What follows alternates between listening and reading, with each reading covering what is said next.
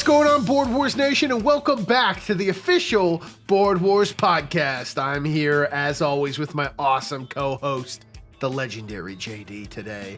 And now, you've seen the thumbnail. Most of you already know what transpired this past week. But there is a team we need to celebrate, JD. And, there is. You know, it won't be much of a mystery, but there is a mystery element and a player that has never been revealed on camera before.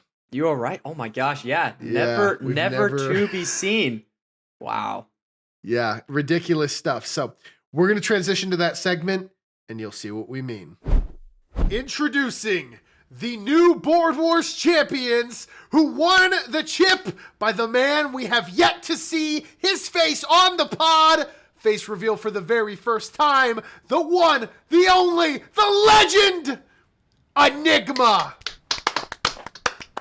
Enigma. Wow. Look at his beautiful face. It's me. Unbelievable.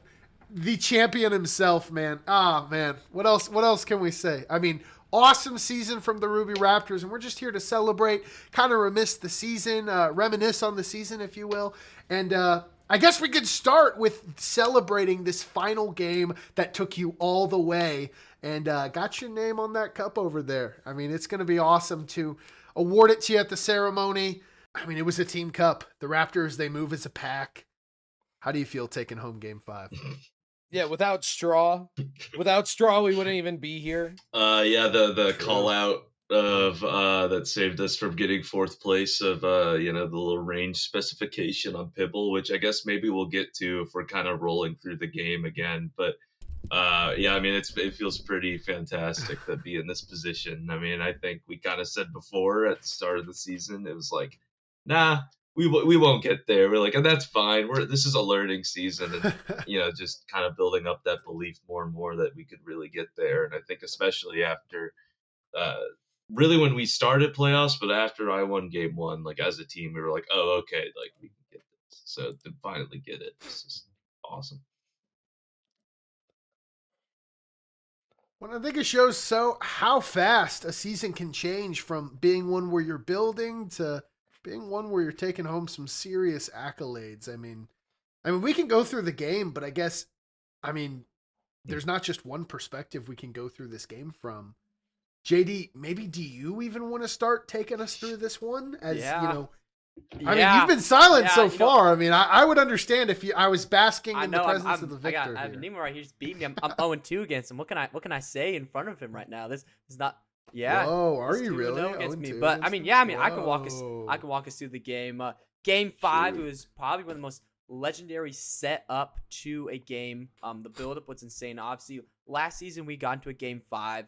But this, season 3, people are getting better. The Raptors are playing great. You have the Bears, who's a new team. You have the repeating Sallies and the repeating Cuties. So you have the 2 repeating champions, and there's 2 more teams that are coming up. So it was just this great build-up of some of the best players in the game. And we get to it, and we have everyone's looking at some insane cards. Caleb Ward, L Cutie. I have Muhammad Ali. Slushy has Sands, and then Enigma has SpongeBob as his top card. So that's all legendary cards. But we get to it. We have a little bit slower build-up as we've seen this season, where we see Caleb Ward kind of takes the Mystic Elevator, takes control of that, and starts moving stuff around. I'm kind of sitting in Stardew, doing some stuff over there. Slushy, he's sitting in Radiator Springs. He's doing his stuff in there.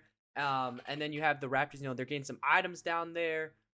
With SpongeBob getting some points there, but especially they're building up their points with Professor X, which I think was the big build-up. I think, at least for the start for the Raptors there. But for a few teams are building up, and I think we get to the point where I think Enigma now has almost 30 points or about 30 points for Professor X, and people are starting to get a little scared. Caleb Ward decides the Mystic Elevator over there and goes to swing at him, but he doesn't. We think the first blood is going to happen in the game. What a decision. I know. I think we were all surprised. I think the Raptors, they were able to call that timeout, perfect timeout, and be like, okay, Caleb, what are we thinking here?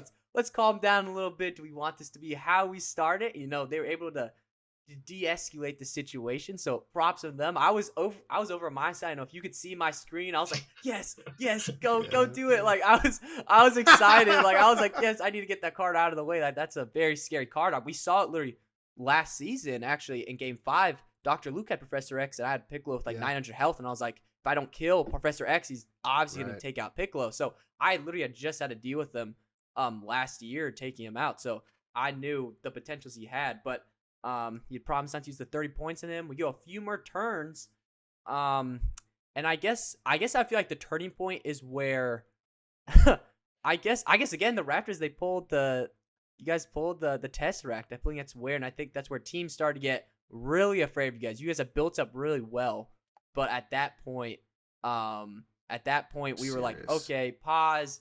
That's really scary. 5 Death Stars. We don't really want that to hit us. And Enigma's like, you know what? I actually won't use this. I'll drop it. So we're like, okay. Yeah. But then Caleb Ward, he made some blunders. Me and Slush were able to freeze him, but the gas blast him. We're like, okay, this looks like this is kind of be where the switch is the tie, where everyone starts going attacking each other. And at that point, me and Slush are like, okay, if I Death Star Enigma, get him low, you go over and hit him with Sands. We're like, okay, deal, we'll do that. But I think we all forgot about the Professor X points just sitting over there. So it gets us. Oh my gosh! And pause. Time out. That all stemmed from that decision of Caleb Ward to not attack Professor X. Which, by the way, I don't even know if we've mentioned this. Because he didn't attack Professor X, he kind of tried to blow up a bomb for some reason. One of the biggest blunders I think I've seen in any Board Wars game of all time. Wiping out... Probably the biggest one in history. Yeah, I mean, especially given the stakes, right? Goes through the portal of the Mystic Elevator he used to get over there and hit all of the guys that Yugi has built up, the Yu-Gi-Oh card. Ridiculous stuff. Wiped out a bunch of his team. So, I mean, not only did it hurt him in kind of a roundabout way by not attacking, but also, I mean, it put you guys in that position where you could really defend and get the Tesseract to play off.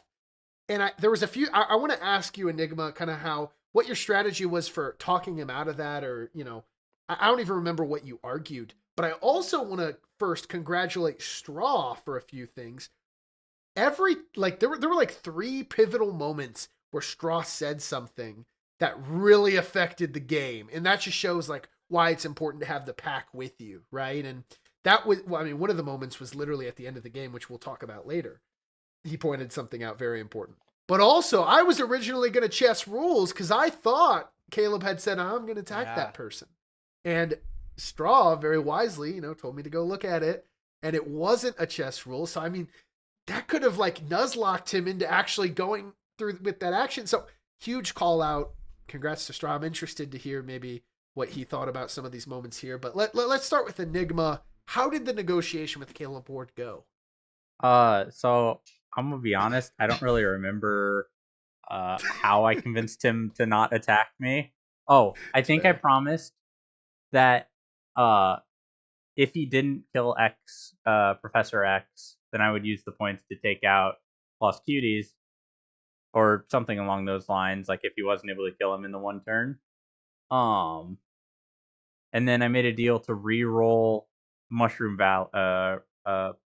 Peach's Castle, I think is what it was. Yeah, I made the deal to re-roll those to get the portals away from him, and I think that was what did it, with the promise of never using that was the main part. Kill on him. Yeah. And so he was... I think that was the main part, was promising not to even kill. Which the strangest part is, I feel him. like his 12-point ability was almost better than his instant kill. Yeah. I was thinking that too. I really agree. Well, because it doesn't discriminate whether it's a goat or a silver.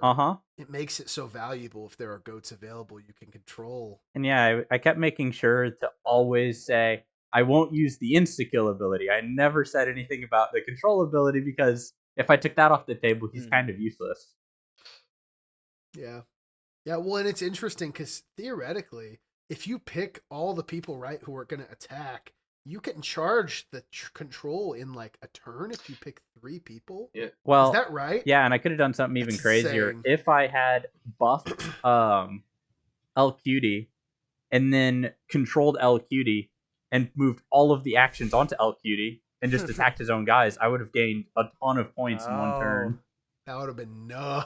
That would have just been a free point gen, but Oh my gosh, because you're controlling him, but you put the thing on him. Oh man. And would do the That is points crazy. get awarded Yeah, I didn't think about immediately doing too that. with Professor X? If they, because I think if they get Oh, awarded I think so, immediately, yeah. then that means that you've stacked Yeah, all you of those would. points, and then you could then use those points you just gained to control more people on the next turns, and then use their actions and just stack them. And like, I don't even think we weren't thinking of like even that Ridiculous. kind of stacking during the game, but you were asking like my thoughts on that, which was we kind of wanted that timeout, and specifically the timeout prior to the attack, because we wanted to use Professor X very defensively to be like, okay, if you come at us, we're able to call a timeout.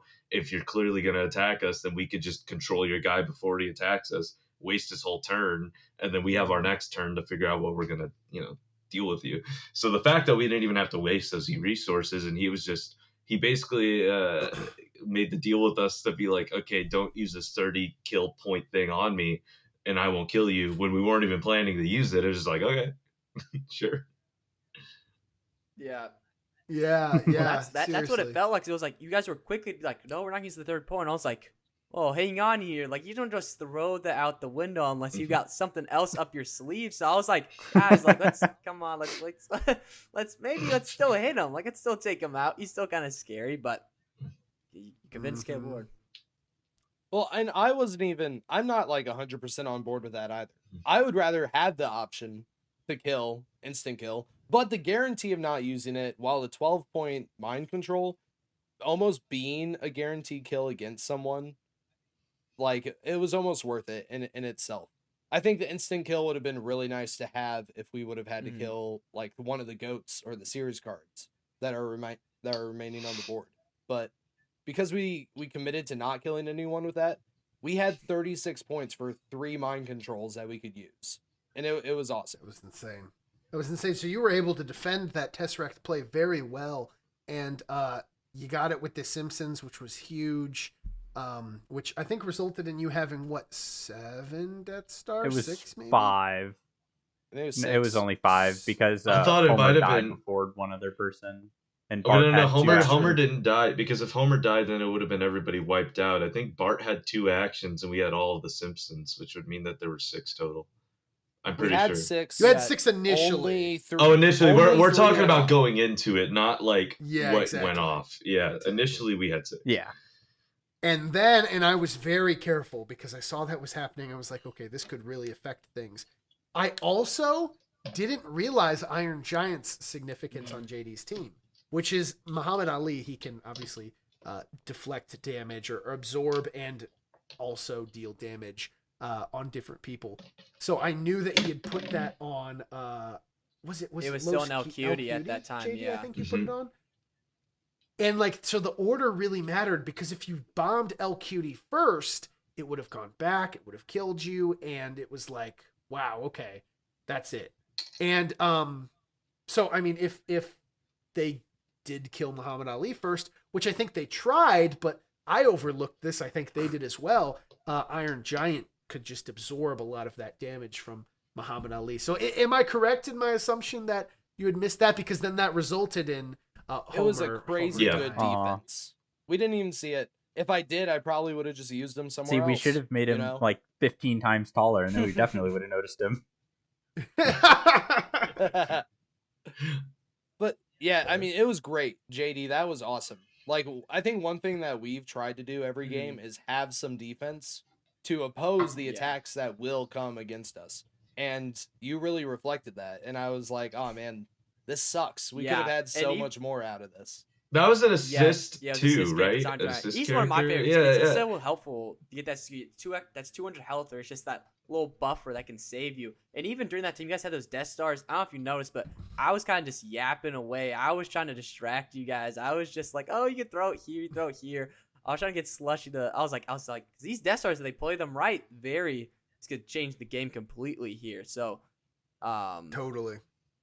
And you know, it would have been a little sad to end the finals on something like that, which I think was something you guys had said earlier. But like, I mean, thankfully, that kind of wiped out Homer as a threat, and the game didn't end there. Maybe Enigma, from your own words, do you want to take us chronologically from there? Yeah, so the reason I didn't drop any Death Stars at all on Slushy was because I had just previously taken Bowser and Sans. So I also had El Cutie in another or no, I think I put your team, JD, in the next hidden Yes.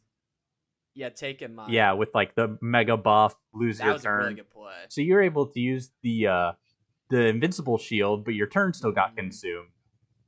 And I wasted all of Muhammad Ali's actions using mind control as well.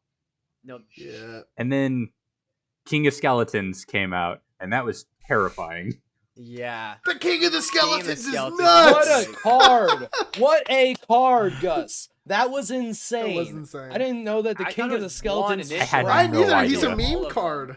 He's like the piranha plant of Board Wars, if you know Smash. He's Aragorn, but Way better. It depends. Yeah, it depends you on need the rolls. It's RNG for if you're gonna Aragorn every time it's guaranteed. So That's so true. he gets more actions and it's more guaranteed. Yeah. But you The get abilities is abilities. the crazy Yes, part. It's yes. Also, this game, everyone had That's buff true, with and that. you get to keep Yes. re-rolling too. Yeah. Yeah. Well. And yeah, usually every where turn you have to try. where the characters die are usually in some pretty opportune places too for you to True. utilize them. The middle of the Mhm. battlefield. Yeah. Yeah. Or even just on your side, like if a guy gets Death Starred and it's on your end and it's like one of your high end cards, and then you get King of the Skeletons, and now all of a sudden you have control of somebody's high end card in their spawn where all their guys are. It's like, okay, well, I could probably get a free kill with this. It gets even better. I ended up going JD, did you kill King him? of Skeleton. I was like, that's just an insane card. I was scared of it. I was like, I know I could get rid of it immediately. I think the other people on the board were still scary. There was like Sans and Percy Jackson so at that time, but I was like, I can't take them out all at once. But this card, I definitely can. Yeah. Also, I think at that time Yeah. I was down to just Percy Jackson too, because I think everybody else had gotten wiped out. Which was pretty awesome because of what the apocalypse was revealed to be. And I also just want to say at this moment, JD was in a pretty good spot with Muhammad Ali. Caleb Ward was actually in a pretty good spot because Professor Longfellow had buffed himself pretty well with the 9 defense. And Sans was in a pretty decent spot because he wasn't at the best health, but he was healing. And Slushy had been building up his Radiator Springs car for a long time uncontested. And that ended up because you're invincible if you're in the car. And his car stats, I mean, he had a defensive 9 and over 150 health, I think. He was in an amazing spot. JD, what apocalypse was revealed? What other one could it be other than Noah's Ark? Complete turns the board into complete water, and what team could have some guys that get some water? The Raptors, SpongeBob and Percy Jackson, probably the two guys that benefited the most there. And I think honestly, when that happened, I think it was still okay. From my point of view, I was still looking at SpongeBob as the biggest threat, not Percy Jackson. And I think I've talked to some of the Raptors that they were like their minds were on Percy Jackson because of what they knew he could do. But I was still stuck on SpongeBob because of the fact of I knew with the points and stuff like that. I just seen a practice game in Noah's Ark, so I was like, that card's scary. Like usually your legendaries, like you gotta get that card out of the way. So I was so focused on that I almost disregarded how good Percy Jackson was in that end game. I kind of neglected that and was focused on SpongeBob and honestly Sans and not Percy Jackson. Well, and that came back around to what you guys talked about, I think, in the last podcast episode, where your diamonds matter the most. Yeah. Like your diamonds are what win you a game. Caleb Ward because said people that. look at they look at your legendary card. They look at your GOAT series cards. They're like, wow, that's a strong card and that could win them the game if we leave it unchecked. With Percy Jackson, they look at the ability and they're like, oh, he's not that scary. But like if you actually look at what we've done, how we managed to use the Lazarus pit to buff him up, That was huge. that carried him to the end of the game. man. Like that's probably the only buff that we needed was the Lazarus. Well, on top pit. of that, Percy Jackson was also holding 2 Ender chests, a Chaos Gem, and I think the Mhm. biggest one was the flute, the apocalypse. Which was a Yeah. great Oh pickup. my I was a grab. Yeah. I guess I'm after Caleb, but I was playing on. I was like counting. I'm like, I'm gonna grab it. I'm gonna hop in Noah's Ark with the spaceship. And then you grabbed. I was like, shoot. I was like, they got water guys with the thing. I was like, that's gonna be difficult. Let's see what happens in the end. But that ended up being really helpful. You were holding some other things. I feel like. They were defending that well because I think they had.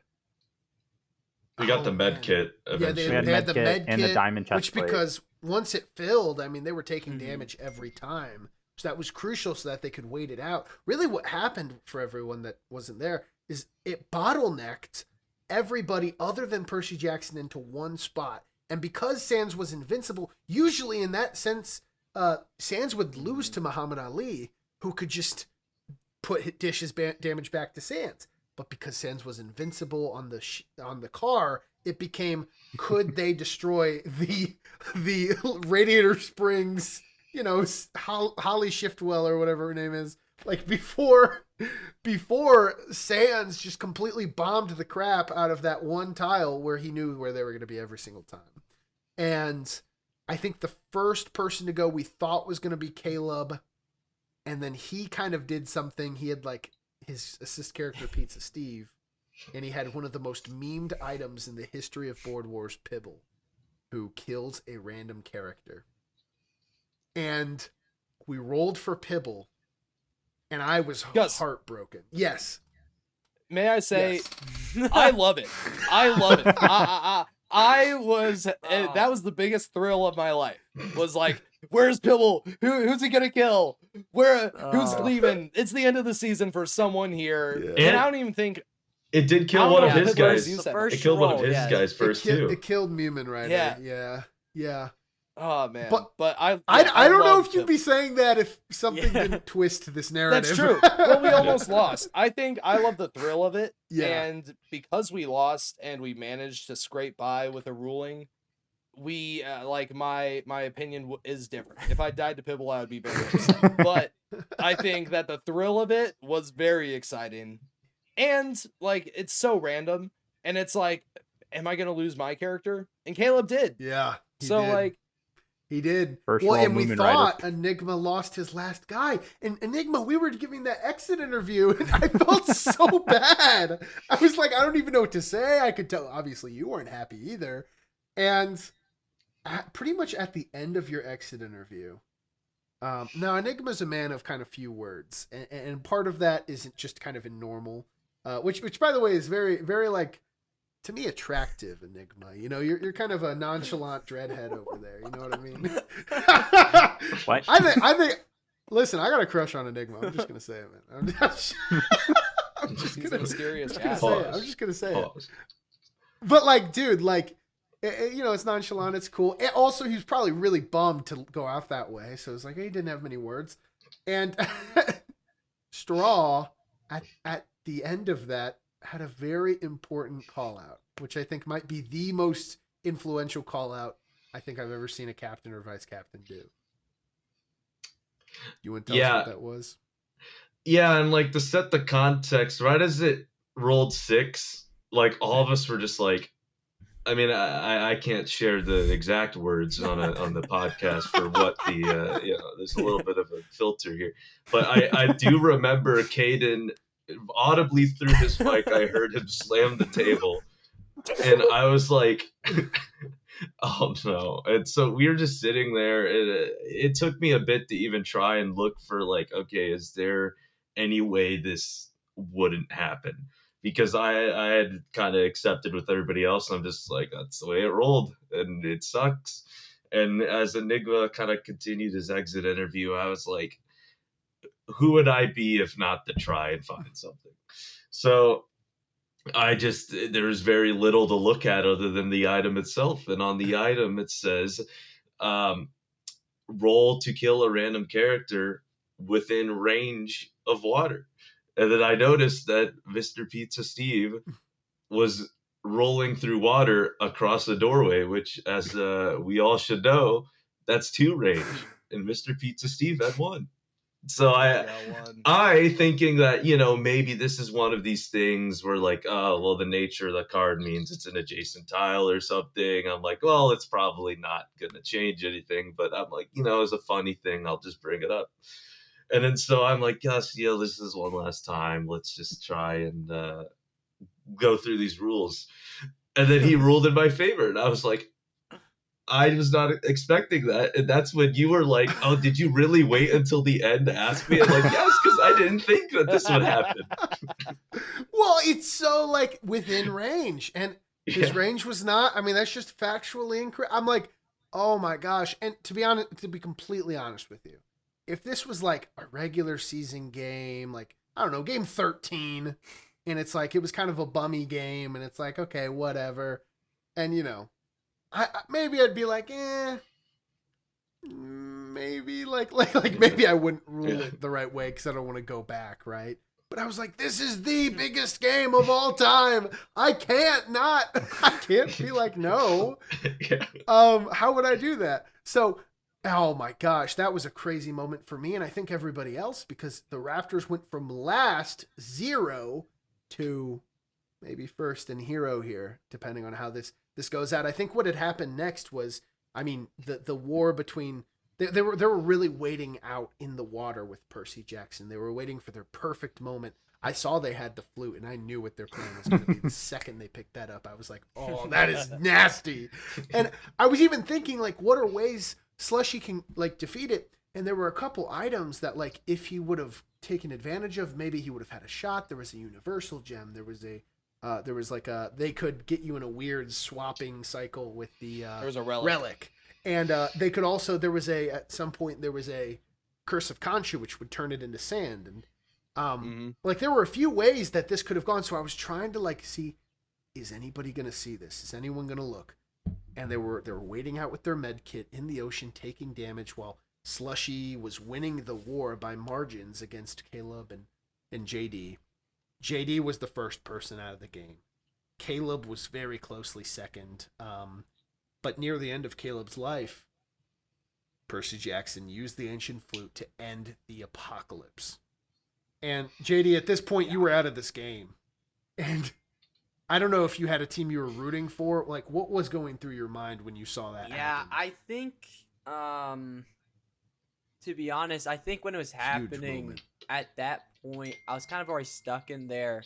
By the time I got in the arc and the doors were locked, and I fully realized that the thing was his vehicle. He was invincible until the vehicle died. I was like, the math isn't math in here unless I get insanely lucky on rolls and he gets insanely unlucky. This is probably gonna be the end. There's not much I can do here. And I had to use like the Curse of Khonshu because Enigma grabbed the Dragon Balls. I'm like, okay, well I got to use my stuff to deactivate and get rid of one of the Dragon Balls. So I had to use my resources there. Yeah. But when I got wiped out, I was like, okay, this is Slushy's. At this point, I actually did think, I was like, hey, Slushy's going to win this. I was like, dang. Honestly, my honest reaction was, dang, I'm about to lose Slushy. I'm 0-2 against Slushy in game 5. I was like, that sucks. I was like, yes, that sucks. But fourth place, I was talking to my team. I think we were walking out, but when I think we were walking upstairs, but I think he stopped it, and I pieced everything together. I was like, oh wait, hang on, stop. Enigma's winning this. What are we talking about here? Slushy's not winning at all. I'm like, Enigma, the doors are locked. He's stuck in there. He's bonded but bomb. I was like, that's genius. I was like, I don't see a way he wins. So at that point, it was kind of switch where I was like, unless the Raptors, they blunder here, they may mess something up. I'm like, I don't see any card in Slushy's hand here where he can really stop this from happening. So that was kind of my point of view. And at that point, Raptors, did you know you won? Yeah, I was going to say that from our perspective, I mean, from as soon as we saw the apocalypse and we only had Percy Jackson, we had that exact plan.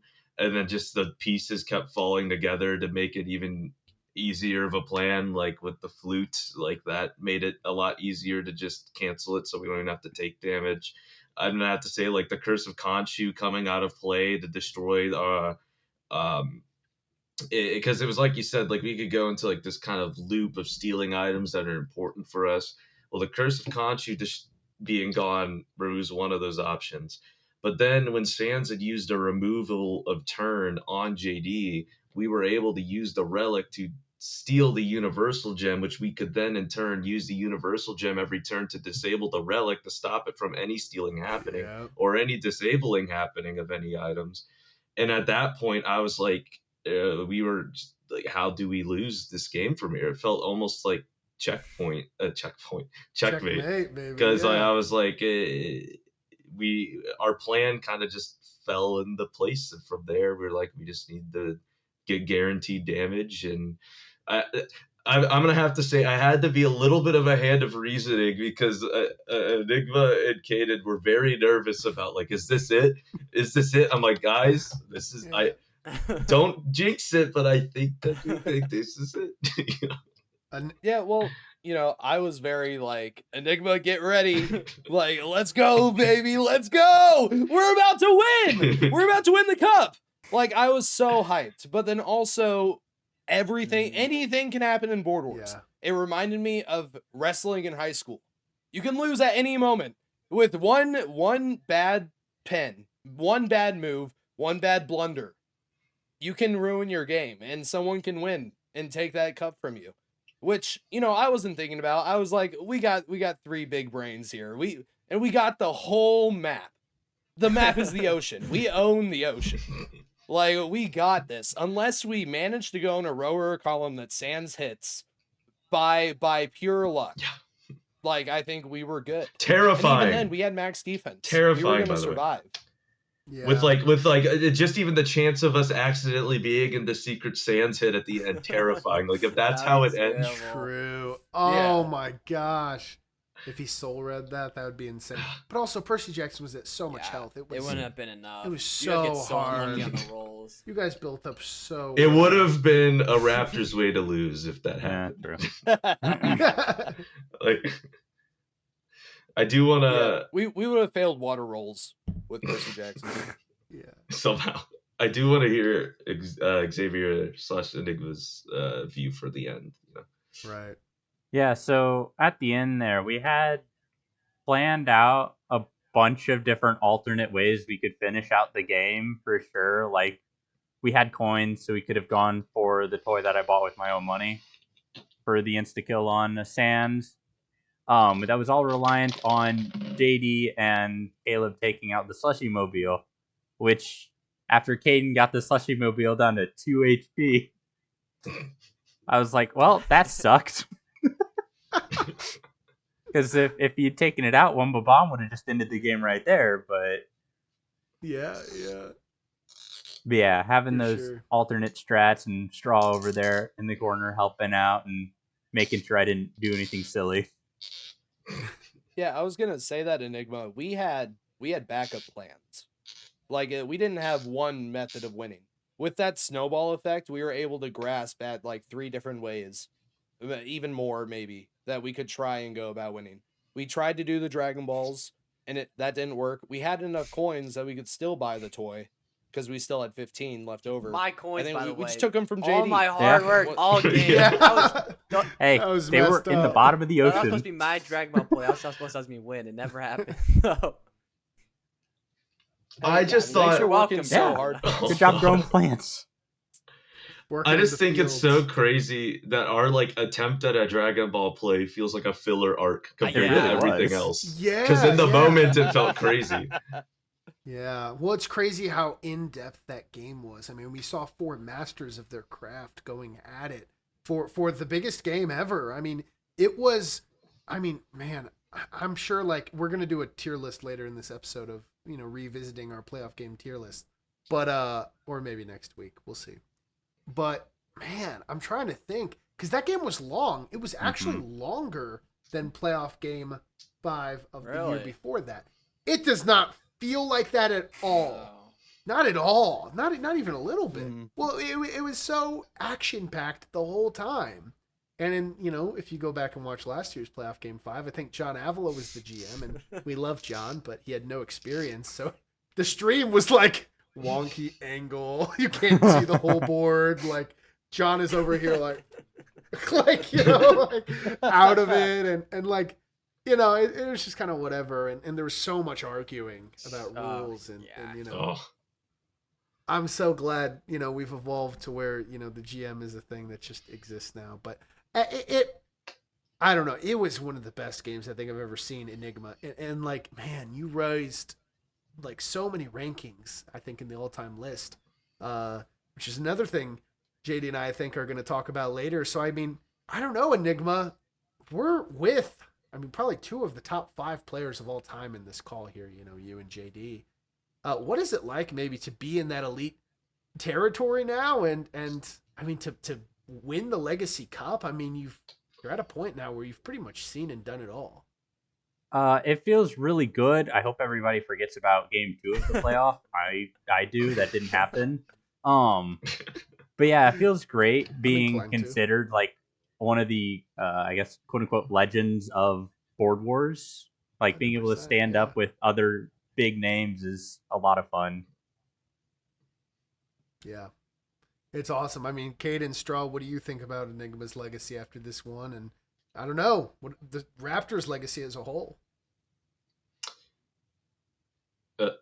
I'll go first. I think that was a finger for me. I mean, yeah. Specifically, his legacy. I mean, I knew it was gonna go up, but we had some conversations off the pod about exactly where it ends up, and I mean, it was even higher than I was thinking because we talked about how, I mean, he's 2-0 against JD. He's now beaten Slushy. Um, and then there was some stat with Caleb Ward there where now he's beaten Caleb. I don't think it was 2 times. Like, has it been 2 times it was I think Caleb, or is it just this one time? think it's one time. Unless you beat him in the regular season. Because the discussion was to like possibly a number 3, which I know that we're going to be talking about later, or Oh you my guys will be talking gosh. about later in the pod. But that's like number 3 is just insane to think about, especially when the discussion placed him around like Mhm. 11 at the start when you Yeah, guys after the So talked about it. true. And I think to even go back for the Raptors discussion is just going back at the earlier podcasts, and that JD, you didn't even put Yeah, us in the it's true. I playoffs. and, I Gus did. put Hey, us in hey. at still at 4 though, still at 4. And True. it was like, True. so like nobody even in the point of that season where like we were gaining wins and we were like looking like, okay, maybe they can make it, really put much thought into like, oh, are they going to win the whole thing? And I think that that's always just going to be this season when people think about it, is just the rise to it and the rise of the occasion, and then finally like just getting to the top. And I hope it's inspiring for any other teams that are like, maybe not doing as well, that they can do it too. And I think that the legacy, I mean, going forward, it's kind of like, how do you continue it? I mean, I think that we're going to still be very good Oh yeah. going forward. We're still going for that win. That's our whole culture, is that, play every game going for that win. I love that. Um, but overall, I mean, I think that even with a cup, I think we're just the same old Raptors that we were before, at least in spirit. I think, Caden, I want to hear your thoughts. If you agree, maybe disagree. Yeah, winning or losing this game, the season was already a win for our team. It was amazing. We had phenomenal participation among you two and Tim and a few other players as well that we got on the Raptors. We honestly like, this was the most, it was the most like storyline. It was a plot. This whole season was a plot for our It was a team. plot. And honestly, I thought we would lose. I was like, I mean, like, I was like, we're not winning this cup. We might not even make it to the playoffs. During the last game, I was like, actually, I was really excited last game. I felt confident because we set ourselves up well. But there are points in games where I'm like, it might be Raps, but we're gonna play until we're out. Like, we never give up. And some games we didn't give up and we pulled it out. We won. And I want to try and keep that as our core culture. Um, Going into next season, I'm really excited to see how this affects how people look at the Raptors.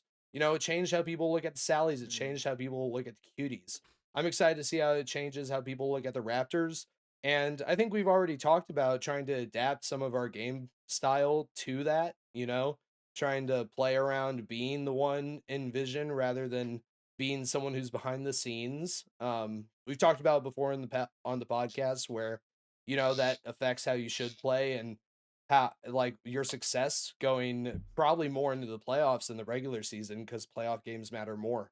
But yeah, it was an amazing season.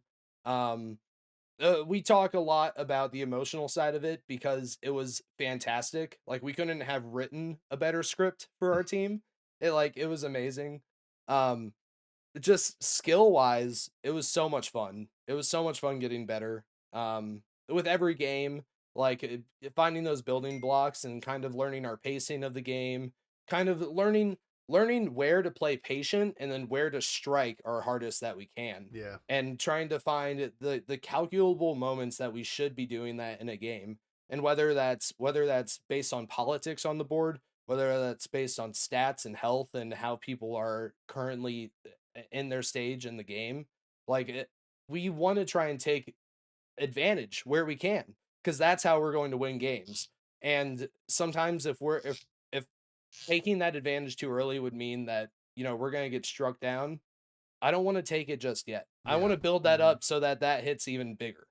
So it was really nice that we got to see another usage of that this game with the Death Stars. Yeah. Which we didn't even want to do. We've said it. We said it on stream. I swear. We did not want to do that. We just pulled the Tesseract and we were like, oh, that's cool. And then they were like, you can use that to destroy.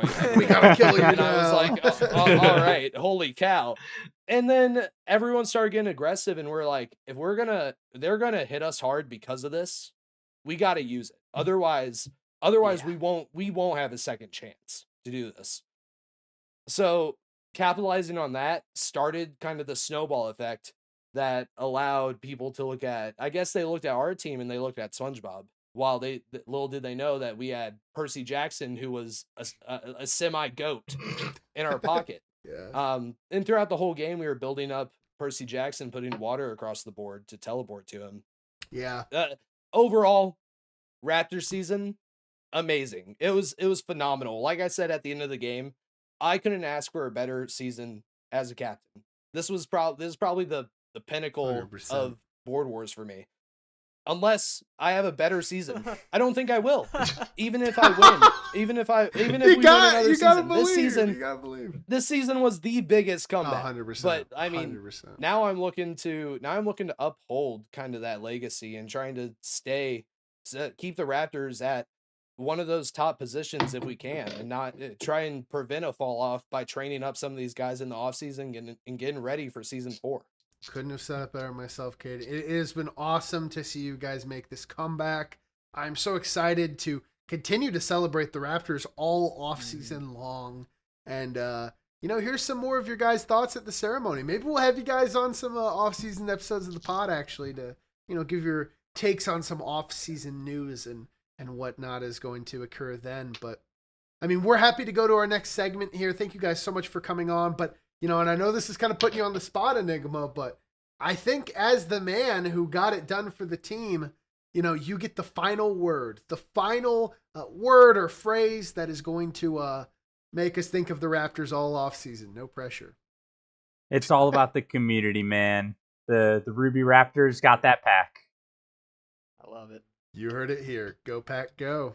All right, Gus, for our next segment of this episode, like we usually do, game reactions of playoff game 5. There was a lot happened this game, obviously. There was huge stakes and a lot of things changed for players in that game that we saw. So, I think we'll start off. I think this is the biggest discussion, especially with the Raptors and Enigma winning game 5. I think so. The first take is, if Enigma wins MVP this year at the award ceremony, he will be a top 5 player of all time. Interesting. Top 5. So, okay. Now in this segment, obviously we do our agrees and our disagrees. Mm-hmm. The competition is Dr. Luke, Slushy, you, Caleb, and I guess then you have Drew, Gideon, maybe. Gideon. So that would be those guys talking about and be like, does Enigma pass? I a think few of those I think I have guys? my answer. I think I think I do too.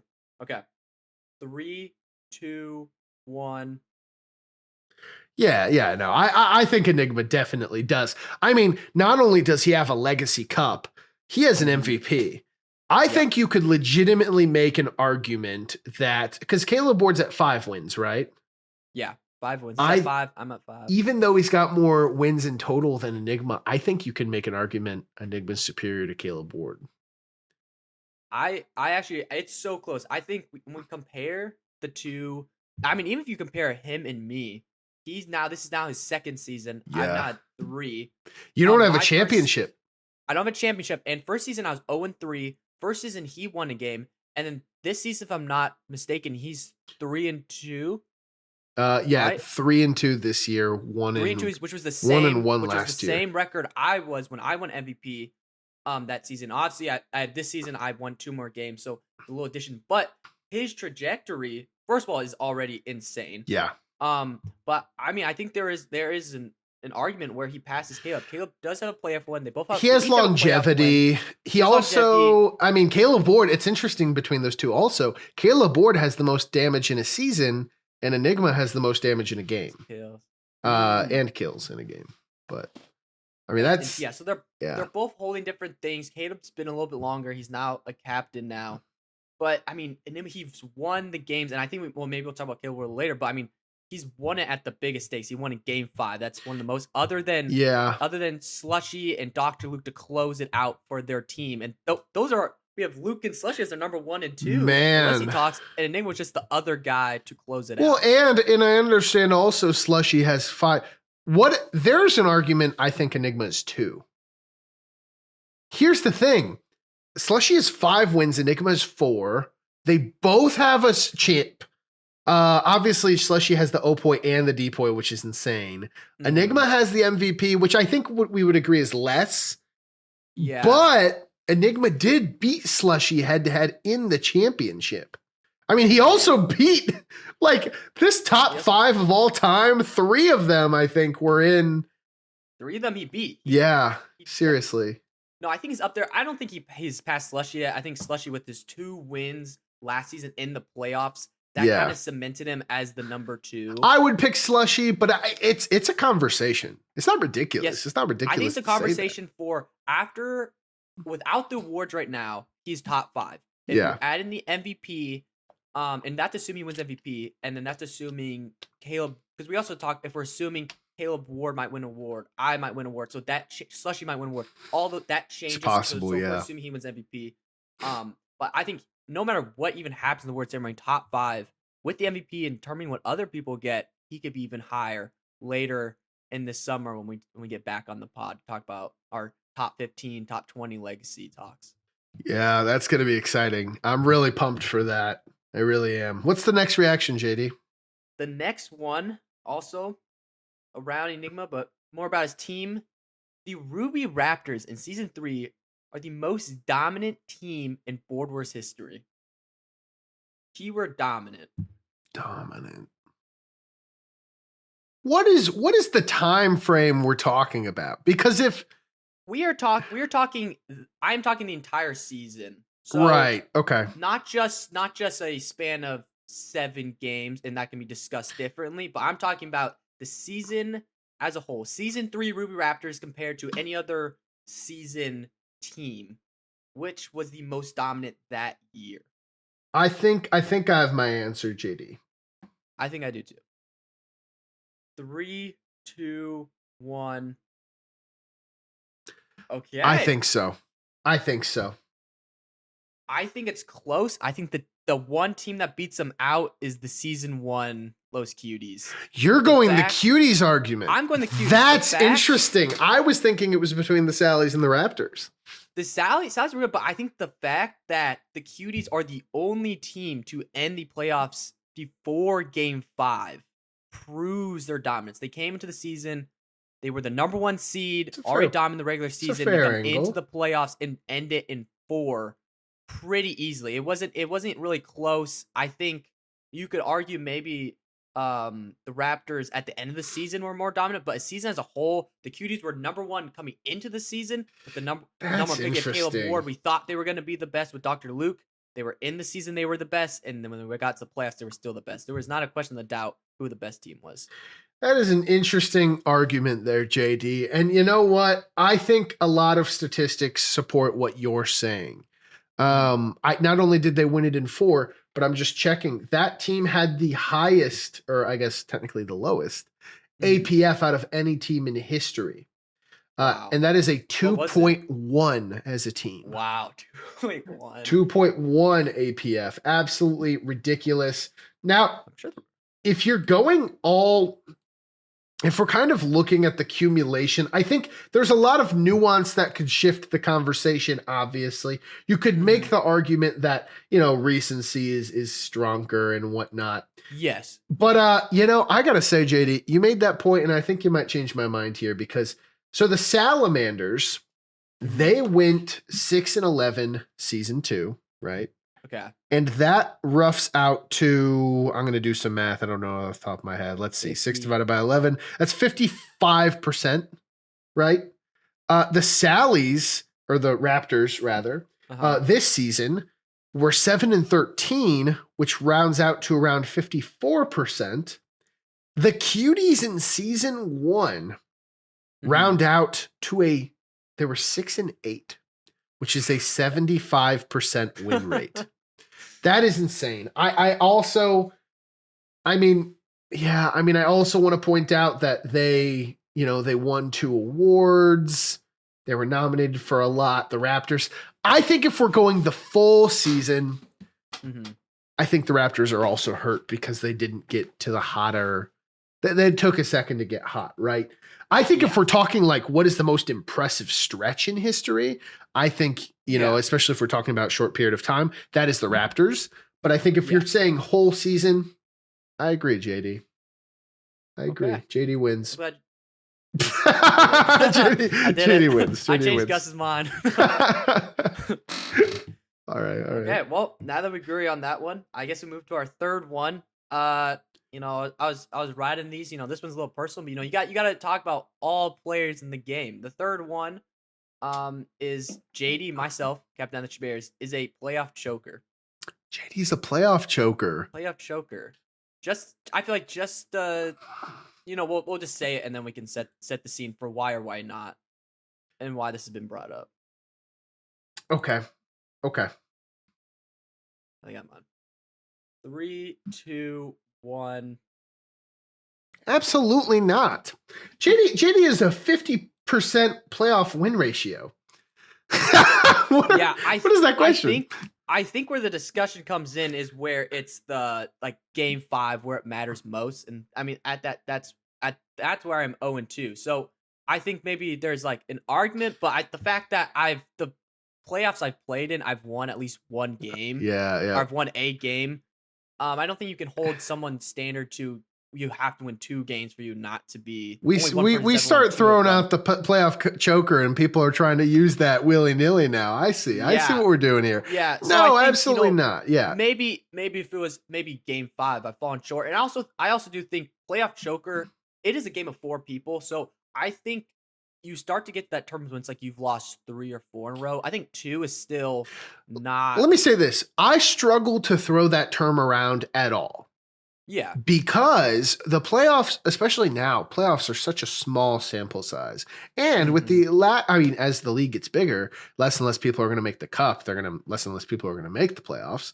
That's going to continue to be even smaller, right? It's hard to win playoff games. It's hard to even make it to playoff games, right? So I struggle. You need to be winless under a relatively large sample size for me to even consider saying that. Goober is the only person that comes to mind. And that's and again, we've said credit to Goober because of that. He's been in so many games. He's been in those situations. JD is 2-2, man. His win record in the playoffs is better than in the regular season. You would be one of the best players. We would be talking about you as a rising star in the league if that was your record, period. Yeah. Right?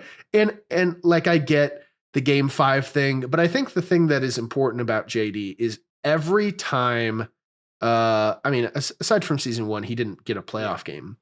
Every time he's played in the playoffs, he's won that initial game to get his team to the big one. And we've only seen 2 guys be able to not only, win 2 playoff games in a season, which is basically a carry. Yeah. So you're saying because JD doesn't have the carry gene akin to Slushy, is the standard Slushy now? I mean, that is ridiculous. I don't think that's fair. I think Slushy is an outlier. And if JD were to pull a game 5 off after being the person to get them there in the first place, that would be a carry job akin to Slushy. I think that is such a reach to call him a choker. But again, I would probably only call Goober a choker, probably in the playoffs. That is. I think it's one other play that maybe more of a discussion that maybe we'll see a little bit later. But I think I do agree with you that Goober in those terms would be the only person I'll give a title to. Yeah. But that now that we agree with that, I guess we move to our 4th one. And this is in terms of game 5. If you're watching it, you'll understand. But Caleb Ward should have killed Professor X when he had the chance. Oh my gosh. Caleb Ward. We were talking about this earlier, yeah. Yeah, you know what I'm talking about here. In terms of okay, here we go. 3, 2, 1. Absolutely. Absolutely. Yeah. That's what lost Caleb the game. And again, part of the decision was a roundabout way of costing him the game because then he went on to blunder in such a huge way because he was like, okay, well, what now? But also, like, I don't know. It's funny. Caleb was talking on this pod about how, people don't attack. Yeah. And then he was given a spot to attack very clearly. And in the game, he was saying, guys, we got to start attacking. And I think everybody agreed with him. He was preaching to the choir, trying to get JD and Slushy to start being aggressive. It's just he backed out in a weird way at the last minute. He didn't commit to the bit, man. You got to commit to the bit. You got to commit to attacks. You can't chicken out at the last minute. And he did it the wrong way. I mean, then deciding to do that bomb play not only hurt him, but made him a huge sitting duck to JD and JJ.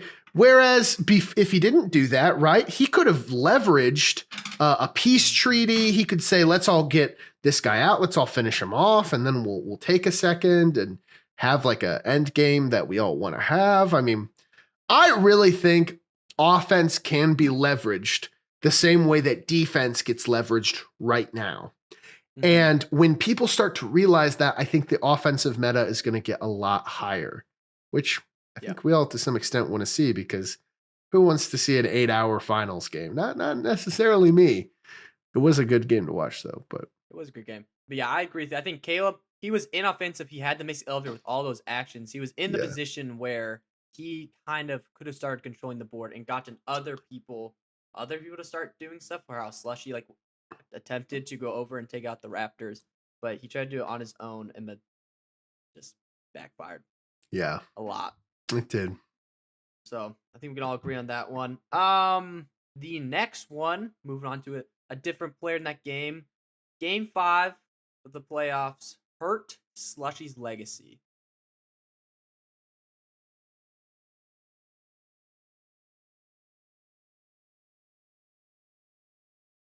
It's hard because it's like, what do you mean hurt? Like, yeah, I think I'm gonna give my answer, and I think there'll be okay. There's discussion for what 3, 2, 1. Yeah, I That's think hard. The discussion is this is where I guess it would hurt his legacy is, Slushy, he's the legend kill, We've seen him when he gets to the playoffs, he's 2-0. He doesn't lose. Then we saw him get into another playoff game and he won again. And then he gets to this one, and not that he played bad, but he ended up just not winning. So the expectations for Slushy is to win. Like that's the expectation. So in that terms, like, okay, I guess like technically he did, but realistically, but not for really. Any other, like, that doesn't hurt any other player. Like losing in a game 5, you're the second place, you were really close to win. Like that doesn't that shouldn't hurt your legacy. And I don't think it does with Slushy. Yeah. I mean, he has accomplished so much, and his legacy at the point was like you said, he doesn't lose. So I guess from that angle, now we've seen that the god bleeds. Yeah. For lack of a better term, I guess you could say that, and that's more of like in an artistic sense than a heretical sense, right? There and I think we saw that it's possible for Slushy to go into these games and lose, but I don't think I think we knew that before. And I think like the way that he lost, the way it was down to the wire, like it was, I mean, I don't think it changes. I don't think anybody views Slushy as worse than they did before that game. I don't think it's even close, actually. I think if anything, we're actually a little bit more impressed because we talked on and on leading up to this game about how repeating was going to be really hard. And Slushy was margins away from accomplishing Really that. close. Yeah. So like, if anything, my opinion of Slushy as a player has gone even up a little. But yeah, I mean, I guess technically because of the standard he had set, maybe I could see that, but practically no. Yeah. Practically doesn't change anything where he's at as a player. He's still the second best of all time. Mm-hmm. Yeah, with our next one, similar to an early one, different player though. And we kind of mentioned but Caleb Ward is a playoff choker. I think this was a little bit more up to discussion. I literally said earlier that I don't think that. Yeah, no, that's what I'm saying. So it's like, am I going to go back on that? We'll see. 3, 2, 1. Yeah.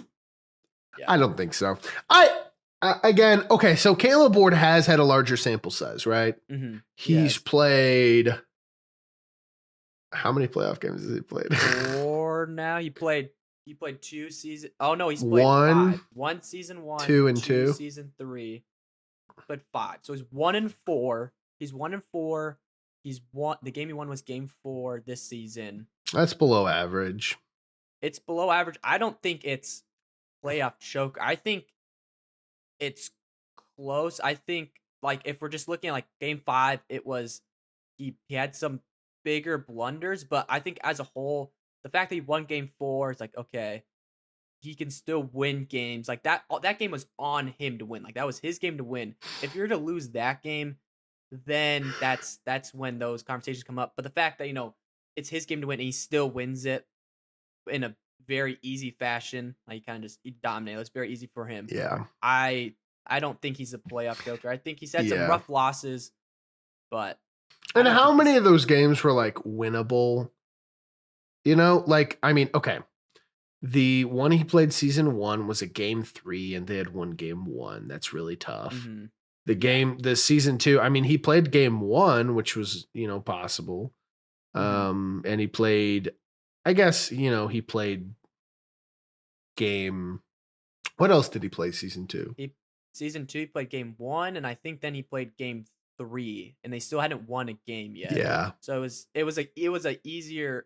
I mean, he's been in winnable spots. He's lost to JD, Drew, Slushy, and Enigma. That's pretty tough.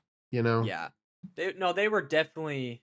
In all of them, there was very interesting games. Caleb Ward, there was like a bread. There was a bread game. There was a Dragon Ball game. He was put in very interesting situations in those games. Drew is undefeated in the playoffs. I just realized he's 1-0. He only played once. Yeah, because he was trying to play game 5 and that never materialized. And they didn't get to it. I'm pretty sure. Well, he's only made the playoffs once. No, he lost to Doomgate. Oh, game 1. He lost it. He lost to Doomgate. That's such a yeah. He technically. Yeah, I mean, Okay, I was wrong. I was wrong. Yeah. What's the other reactions here? I mean, I feel like they've been pretty easy so far.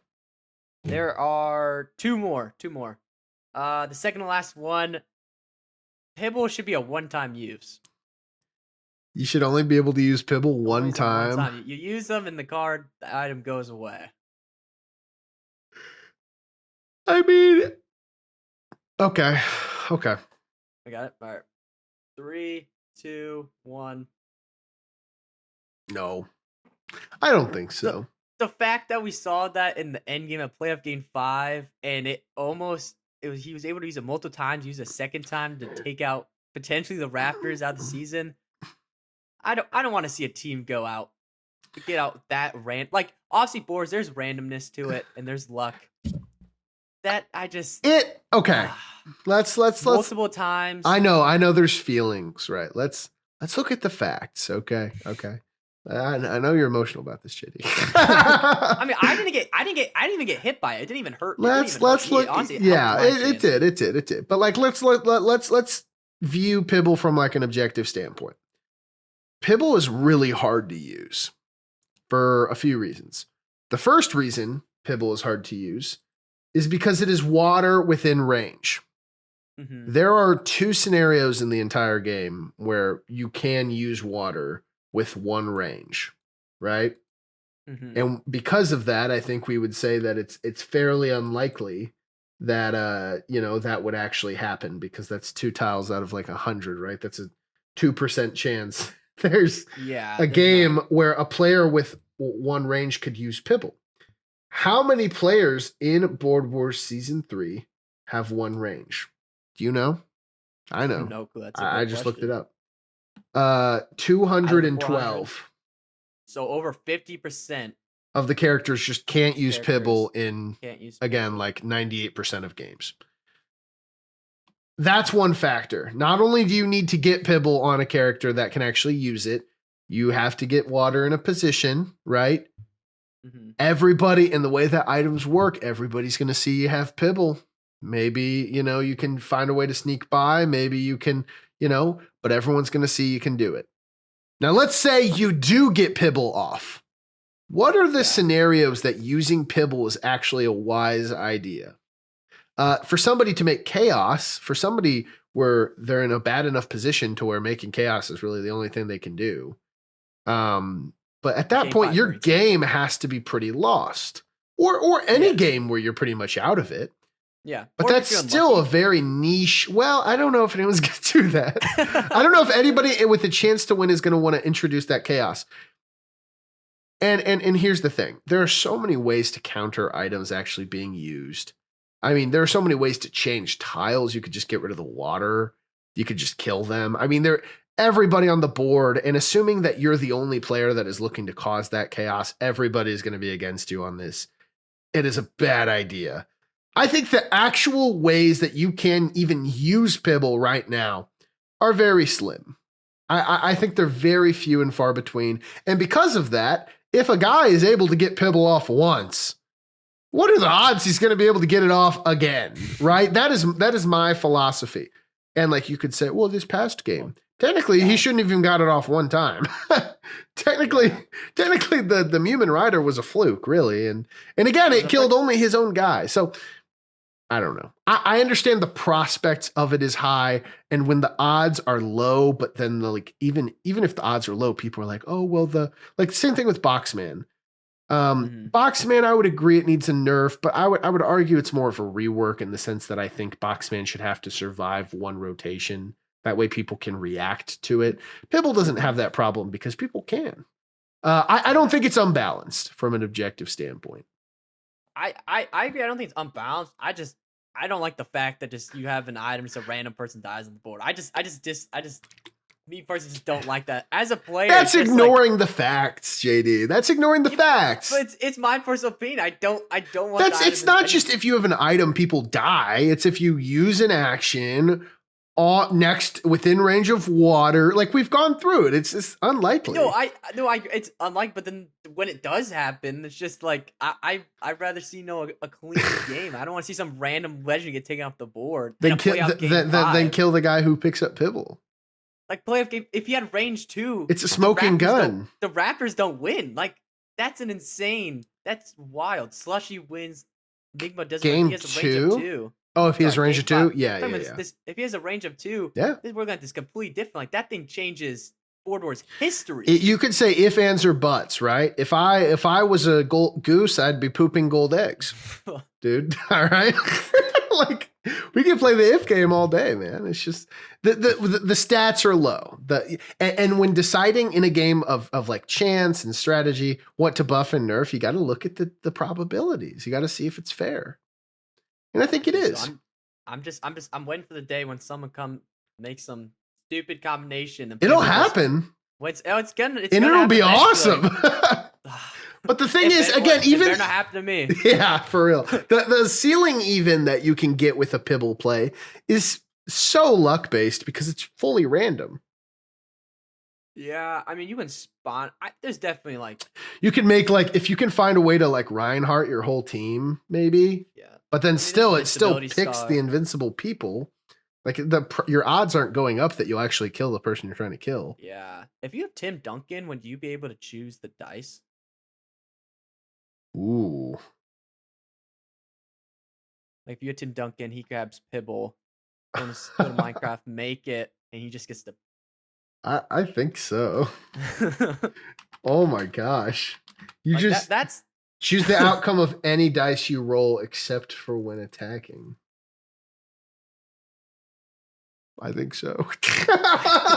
JD just leaked a big Pibble play. JD hated Pibble plays and now he's feeding into the system he hated.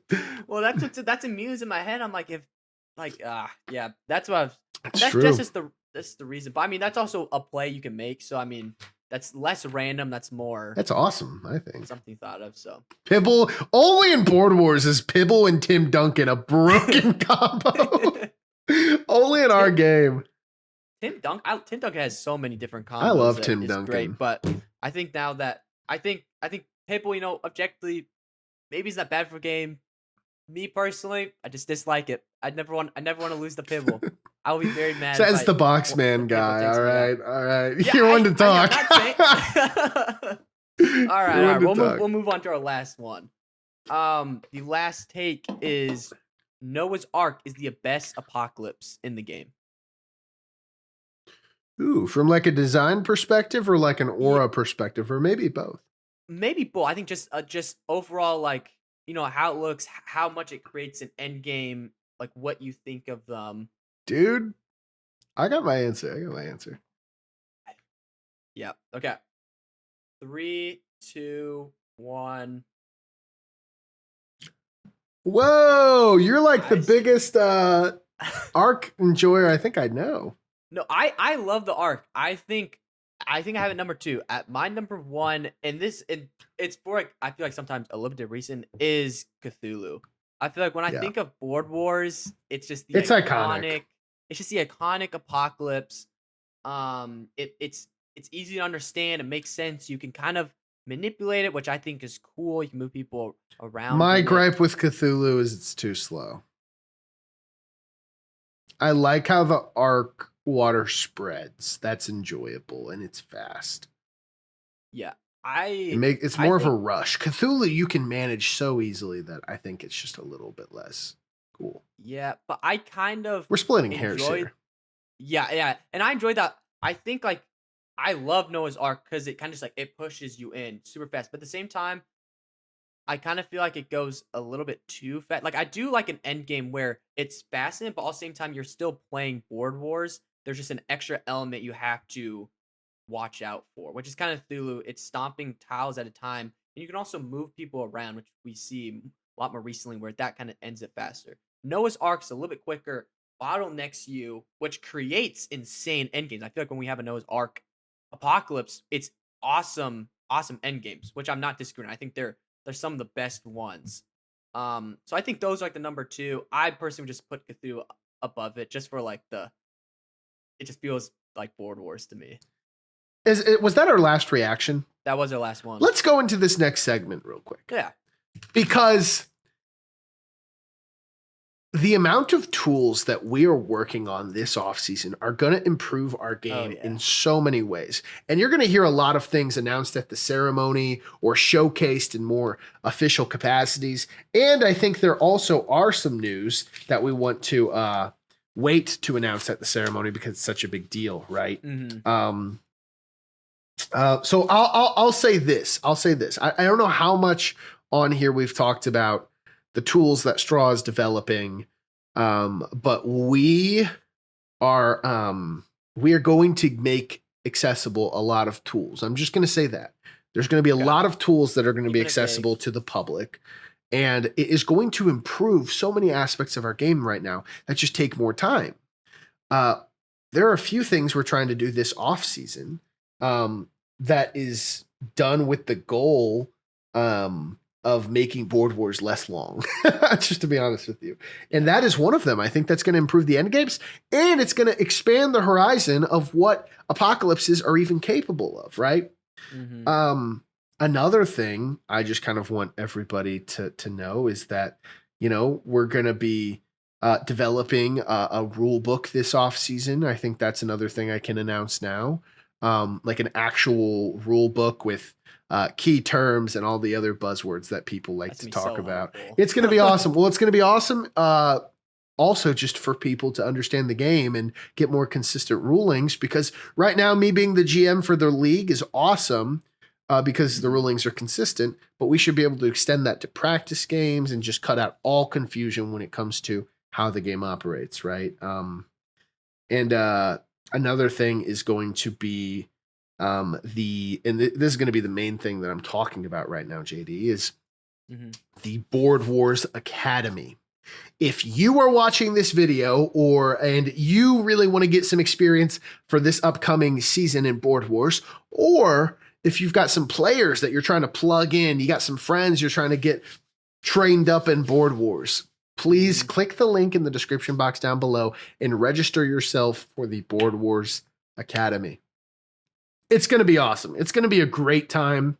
It's a more measured and organized. The Academy is essentially measured and organized practice games for the off season.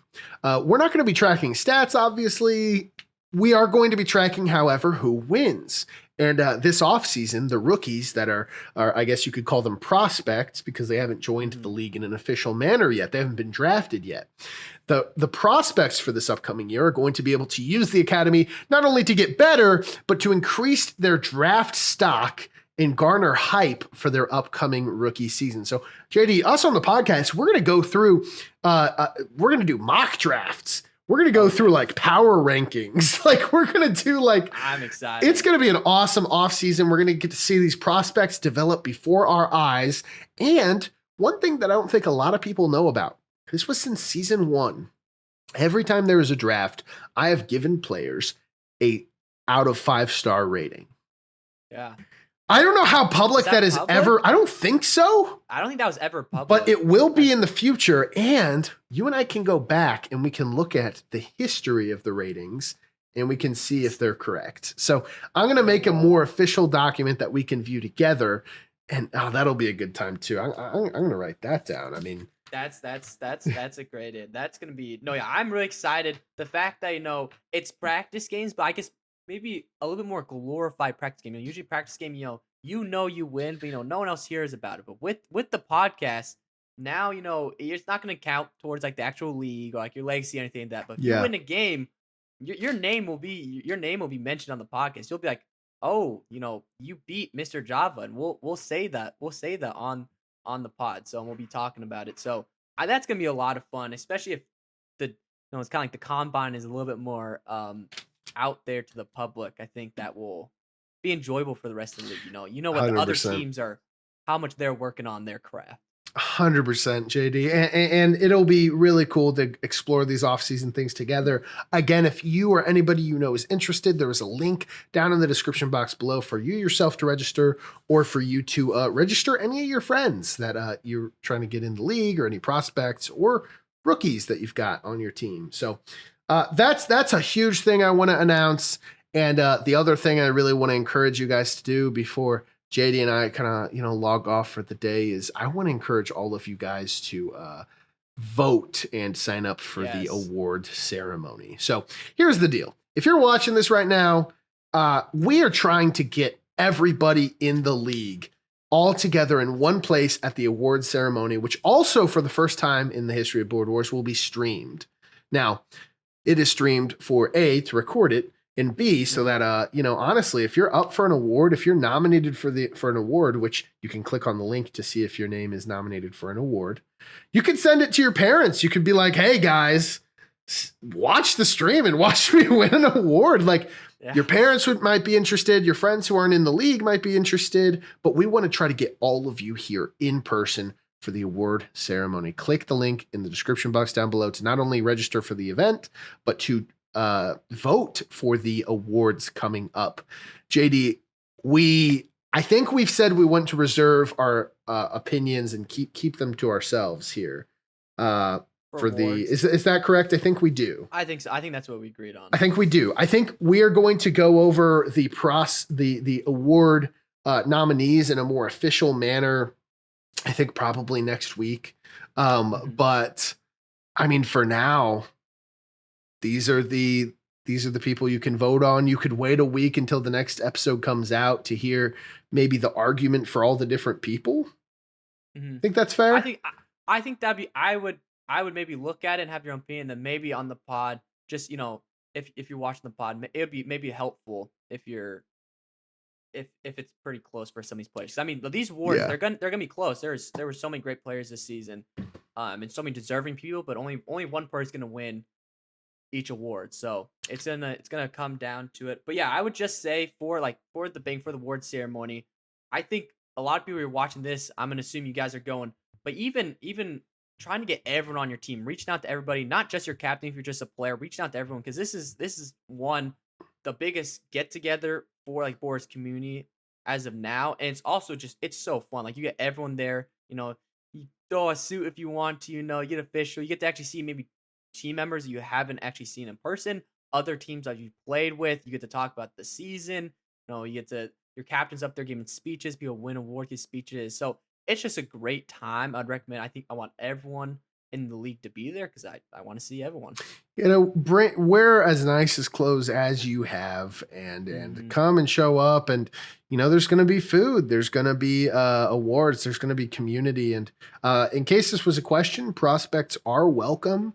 If you got people you're bringing to the draft next year and you're trying to get engaged in the community and your team, invite them to come hang out with us and hand out some awards, because it's not just a celebration of the Cup winners and the Raptors, obviously, this year. It's not just a celebration of the people who are winning award. We're not just recognizing the awards and the nominees, but really we're trying to get to the heart of what Board Wars is about, right? And that's me spending time with you, JD. That's all the people watching this and the time that they spend. And they love talking about it. They love hearing about it. They love engaging with it. And they love being able to go through life with a group of guys that are, that are going to have their back through everything, including one of the most sometimes stressful games ever made in the history of the world, right? It's been awesome to go through the season with you guys and talk about all the games and the news on the pod. And we're excited to provide some off-season news and go through the prospects as they rise and really just cover all things off-season related with you guys coming up. But I mean, it's been an awesome season. And JD, any final words before we send them home? Yeah, I mean, I think the only thing is, vote and show up to the banquet. That's all I gotta say. We'll see you next week.